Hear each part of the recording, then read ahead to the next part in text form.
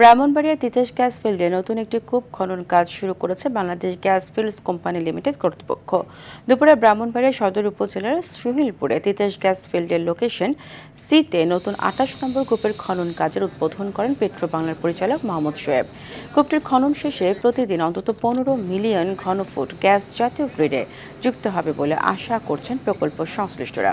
এই প্রকল্পের আওতায় গাজীপুরে অবস্থিত কামতা গ্যাস ফিল্ডে একটি কূপ খনন করা হবে। তিতাস ও কামতা ফিল্ডে ৪টি কূপ খননের ব্যয় হবে ১২৫০ কোটি টাকা।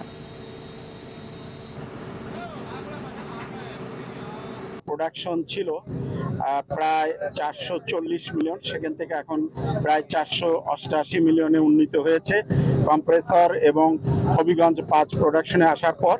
আমাদের যে প্রোগ্রাম রয়েছে ড্রিলিং এবং ওয়ার্ক ওভারে, তাতে আমি খুবই আশাবাদী।